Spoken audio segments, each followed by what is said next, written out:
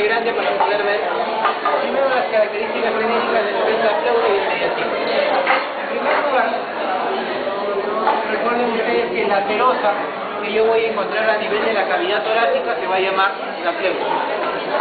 La pleura se va a estar dividida de la siguiente manera. Tiene una pleura parietal y otra pleura más que la vamos a colocar aquí que se llama la pleura visceral.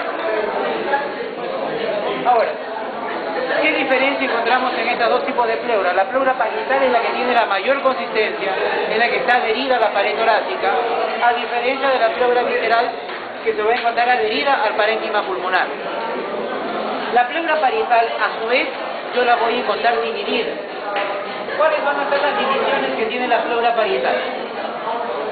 Tiene una porción cervical, una porción costal, que es la más grande de todas, tiene una porción mediastínica y tiene una porción diafragmática. Lo que hemos colocado aquí son las partes, son las porciones que tiene la pleura parietal exclusivamente. Una porción cervical, costal, mediastínica y diafragmática. Cada una de esas partes de la pleura, ¿de qué se caracterizan? Tienen irrigación y tienen inervación. Comenzamos a ver lo que es la irrigación en primer lugar. Vamos a suponer que usted le diga, indique la irrigación de la pleura cervical. ¿Qué respondería? ¿Qué arterias van a irrigar la pleura cervical? ¿Qué arterias? ¿Quién la va a irrigar? La pleura cervical va a ser irrigada por una arteria que ustedes conocen, por la intercostal superior. ¿Y qué más? Por otra arteria más que ustedes también ya conocen, que se llama la arteria tiroidea inferior.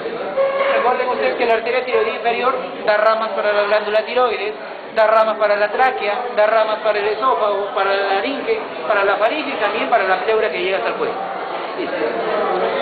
¿Quién irriga la pleura costal? La que está adherida hacia la pared torácica. La va a ser irrigada ¿por quién? Va a ser irrigada por las arterias intercostales. ¿Cuántas intercostales existen? ¿Cuántas intercostales tenemos?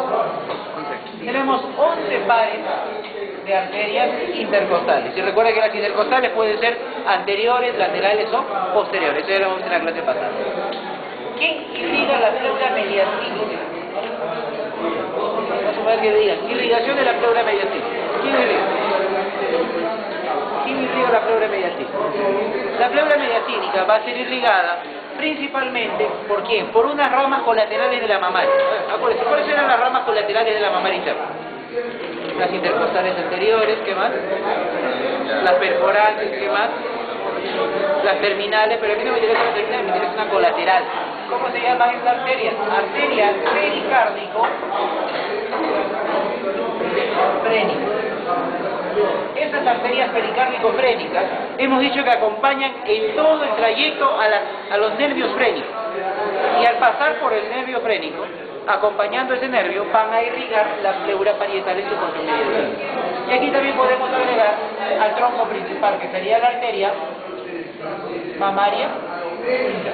En el caso de la pleura diafragmática, así tenemos varias arterias. ¿Qué arterias?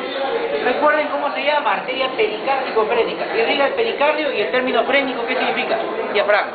Entonces aquí también colocamos a las mismas arterias pericárdico-frénica. ¿Qué más? ¿Qué otras arterias irriga la pleura parietal en su porción diafragmática? La irriga las 6 últimas arterias intercostales. ¿Qué más? ¿Qué otras arterias más colaboran en la irrigación de ahí? ¿Cómo se llaman las ramas terminales de la mamaria interna? Las terminales, ¿no? Epigástrica superior y tóraco-frénica.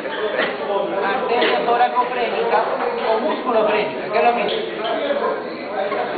¿Qué más? ¿Qué otra arteria más participa por acá? Participa una de las ramas colaterales y parietales de la mamaria, de la aorta descendente. ¿Cómo se llama? Se llama arteria diafragmática superior. Esta arteria diafragmática superior, ¿de dónde nace? Nace de la arteria aorta receptor. Ahí está la irrigación de todas las porciones que tiene la pleura parietal, ya sea cervical, costal, mediastínica y diafragmática. ¿Qué es lo que tenemos que indicar ahora? Su respectiva inervación.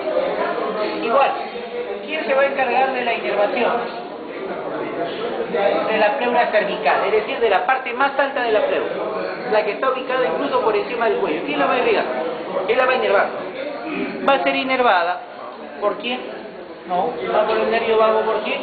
Por el primer nervio raquídeo torácico, T1. T1, cuando está pasando a lo largo de la cúpula pleural, allí le da su inervación.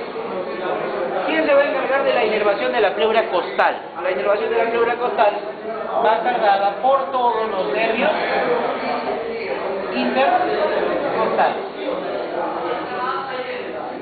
que son, como vemos acá, 11 pares. La pleura mediastínica, ¿por quién va a ser inervada? La pleura mediastínica va a ser inervada, ¿por quién? Por el nervio frénico. ¿De dónde viene el frénico? Plexo cervical, C3, C4, C5. La pleura diafragmática, ¿por quién va a ser inervada? La inervación de la pleura parietal en su porción diafragmática tiene doble inervación. La parte central es inervada por el frénico. La parte periférica de la pleura parietal diafragmática es inervada por los nervios intercostales. Pero para ser exactos, ¿cuáles?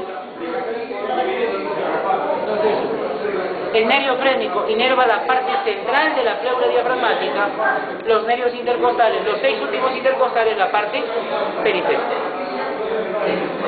Como ustedes ven, entonces, aquí tenemos la irrigación e inervación de cada una de las porciones de la pleura parietal. Pasamos ahora, la pleura visceral, ¿por quién va a ser irrigada? ¿Quién irriga la pleura visceral? La pleura visceral es irrigada por las arterias bronquiales. ¿Cuántas arterias bronquiales existen? Existe una arteria bronquial derecha y 2 arterias bronquiales izquierdas. La única arteria bronquial derecha, ¿de dónde nace? Esta arteria, la única bronquial derecha, nace de la tercera intercostal posterior. En cambio, las 2 arterias bronquiales izquierdas son ramas viscerales de la arteria aorta receptor. Esa es la irrigación de quién, de la pleura visceral. Ahora, ¿quién va a inervar a la pleura visceral? Recuerden que toda víscera, que ahora van a ustedes ver en lo que es tórax, abdomen, pelvis, tienen inervación de qué tipo, autónoma o vegetativa. Y cuando ustedes hablan de inervación autónoma o vegetativa, ¿a qué sistemas están tratando? Simpático y parasimpático. En este caso, ¿qué es lo que yo voy a encontrar? Voy a encontrar que la pleura visceral es inervada por ramas del plexo pulmonar. ¿Y este plexo pulmonar de qué tipo es? Tiene fibras parasimpáticas, tiene fibras simpáticas. La parte parasimpática de ese plexo pulmonar, ¿de quién viene? ¿Quién le da la parte parasimpática? Los vagos, derecho e izquierdo, recuerden que el parasimpático por excelencia es el nervio vago. En cambio, ¿quién se encarga de dar el componente simpático?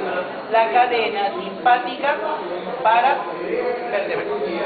Ramas de la cadena simpática paravertebral más ramas del vago, ¿qué cosa forman? Plexo pulmonar.